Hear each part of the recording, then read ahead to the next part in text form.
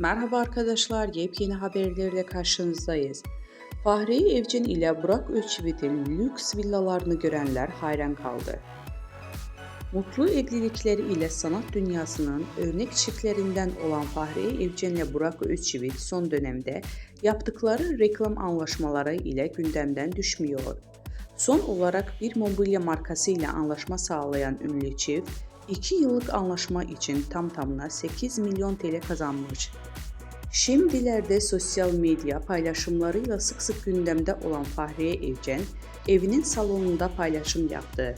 Evcen'in paylaşımlarından lüks evi dikkat çekti. Gold ve krem rengi hakim olduğu evi görenler hayran kaldı.